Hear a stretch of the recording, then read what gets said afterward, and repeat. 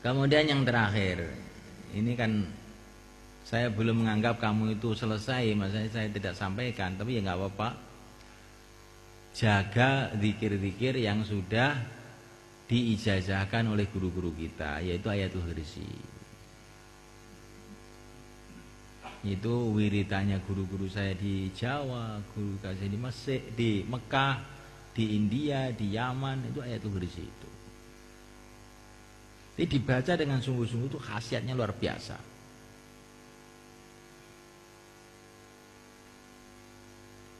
Nabiullah Khadir alaihissalam mengatakan dalam riwayatnya Abu Idris Al-Khawlani, kalau kamu habis sholat subuh baca amanah Rasul dan syahidallah, insya Allah kamu akan mati dalam Islam.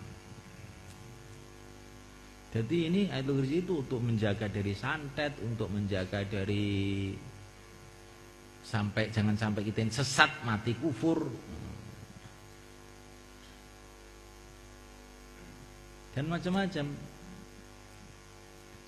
Termasuk ayat 5 itu. Ayat 5 itu kamu baca sungguh-sungguh itu. Fadilahnya ayat 5 itu, kalau kamu baca sungguh-sungguh istiqomah itu nanti Allah akan kasih kamu kekuatan memimpin orang. Kalau kamu ustadz ya bisa memimpin muridnya, kalau kamu kiai bisa memimpin pesantrennya, kalau kamu tuh orang dakwah bisa memimpin karkun-karkun. Kalau kamu tuh sang suami, insya Allah istrinya tuh mau nurut. Kalaupun tidak nurut, tapi nggak akan berani macam-macam. Yang penting kan itu toh. Kalau nurut 100% itu ya biasanya tidak. Yang penting itu pokoknya kita menang itu loh orang itu. Jangan sampai suami kalah dengan istrinya. Itu gawat itu.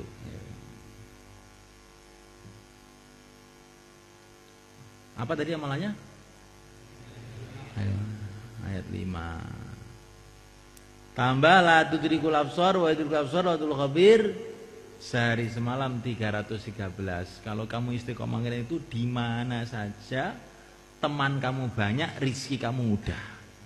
Itu katanya ayah saya itu. La tudrikul absar. Dan itu kalau ayah saya dulu itu suruh puasa dulu 40 hari mengamalkan itu. Setelah itu diamalkan biasa aja. La tudrikul absar berapa? 313. Kemudian doa-doa yang lain yang saya baca waktu istighosah itu semua itu saya punya pengalaman-pengalaman yang banyak. Itu dalam kitab-kitabnya Thariqah Nasyabandiyah itu kafaya ain shad kifayatuna hamim ain sin fahimayatuna, itu termasuk doa inti yang banyak menyelesaikan masalah. Itu kalau ada orang kampung, biasanya kalau dakwah ya, itu akan udah orang kampung itu apa itu nyemprot-nyemprot sana misalnya. Kamu bacain itu kafaya insut kifayatuna hamim ain sin fahimayatuna. Nanti kan terus lerep diam. Coba ya. Nggak usah pusing. Oh, ini orang tuh dijak dakwah sekarang malah bikin fitnah. Bacakan ini terus ini lama-lama kan. Tapi berapa hari, berapa bulan, berapa jam, ya, itu rahasia Allah. Tapi itu pengalaman saya harus lerep, apa saja lerep.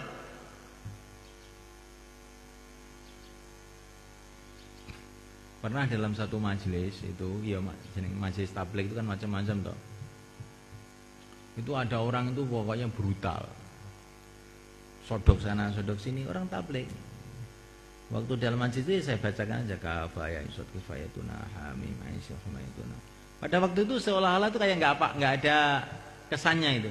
Tapi setelah musyawarah itu yang berantem itu, terus orang-orang yang ngotot-ngotot tadi itu tahu-tahu rut sebaiknya terus pada mati orangnya itu.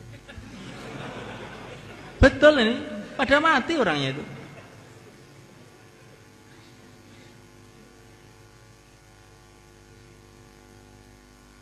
Ini sholawat nariyah itu juga saya banyak punya pengalaman. Dulu di madrasah sana itu juga ada satu orang itu anaknya kiai lagi itu bikin masalah, bikin kisruh di madrasah. Waktu itu kan masih zaman sanawiyah aliyah negeri. Maka itu saya itu baca aja Shalawat Nariyah tiap malam itu. Padahal oleh ayah saya itu disuruh baca Hizib Nasr itu. Orang itu dipaketkan saja itu. Itu kalau ayah saya itu marah tuh gitu. Dipaketkan maksudnya benang kuburan aja. Gak sah. Tapi saya ini mau baca Hizib Nasr itu kayak nggak kuat. Ini anaknya kiai masa di Hizib Nasr, saya bilang gitu. Saya baca Shalawat Nariyah aja lah. Baca Shalawat Nariyah aja tiap malam itu. Dulu dengan Pak Nur Samsi Magetan itu. Tapi dia juga tidak saya kasih cerita, sampai sekarang juga tidak saya ceritai sama dia. Kamu aja yang karena tamat daurah saya kasih cerita. Lah satu malam satu mimpi, perasaan saya itu Rasulullah itu datang ke Madrasah Selatan itu. Itu orang yang nakal itu dipegang sama Rasulullah, ditali kakinya, tangannya, dipenggal kepalanya. Besoknya itu langsung stroke, tidak lama mati. Jadi Shalawat Nariyah itu makanya kompleknya saya kasih nama Nur Muhammad sampai sekarang, itu yang dekat koperasi itu loh, menghadap timur, itu Nur Muhammad. Itu gara-gara saya itu melihat mimpi Rasulullah itu menggal orang di situ itu. Oh, Shalawat Nariyah ini namanya saja Nariyah. Apa saja dibakar habis itu. Tapi syaratnya itu memang orang itu kepepet. Biasanya kalau belum kepepet itu enggak itu. Urung kroso tenan. Ini saya kasih cerita seperti ini supaya kamu tuh tahu pengalaman perkiaian tuh tahu. Orang mau bikin pondok, perasaannya pondok itu bisa dibikin kayak bikin SD, SMP gitu. Bikin promosi sana, promosi sini. Oh, tidak begitu itu. Kalau kamu bikin pondok dengan masuk pondok agama, tidak begitu itu. Kalau kamu tidak mengikuti cara kiai-kiai dulu, gak jalan. Pondok itu disebarkan bukan dengan promosi. Kalau kamu pondok betulan loh ini maksudnya. Kalau pondok eprek-eprek yang hanya sekedar mendasarkan seluruh pemikiran kepada zahir, ya itu bukan pondoknya para wali dulu, itu pondok eprek-eprek itu. Kalau pondok yang betulan ya caranya gitu. Kemana ada kiai dari Banyuwangi, ya ini ahli zikir ini, wirid keluarga di sini. Saya itu mau bangun masjid ini belum jadi-jadi gimana? Oh kiai, kalau ijazahnya kiai saya dulu baca Aukaladhi. Banyak baca Aukaladhi, nanti masjidnya jadi. Dan nggak usah bikin proposal kiai, udah itu aja. Proposalnya Aukaladhi itu aja. Belum lama, baru berapa bulan sudah jadi sekarang. Tapi saya belum lihat, insya Allah sudah jadi gitu maksudnya. Kalau santrinya nggak ada, baca Rabbana innaka jami'unas yaumil la raiba fihi, sebanyak-banyaknya. Ini cabang-cabang itu saya suruh baca apa itu Rabbana innaka jami'unas. Malah bacanya cuma sebentar. Kamu istighosah berapa jam sebenarnya? Nggih, paling seperempat jam. Innalillahi wa inna ilaihi raji'un. Wis dadi wali niku piye? Kowe 5 jam karo karan kanggo kowe. Setrum lu 2,5 watt. Istighosah 3 jam. Istighosah berapa jam? Lah niku tengah ampel niku namung sekedap beda. Beda.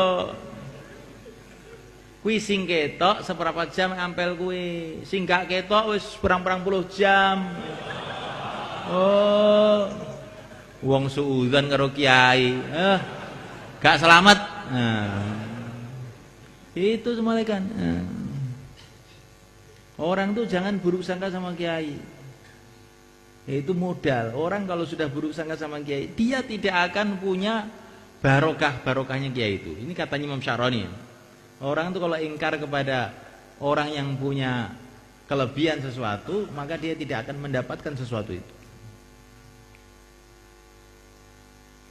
Jadi orang itu kalau kepada para ulama itu, kalaupun dia tidur kita husnudzon, itu tidurnya dengan zikir.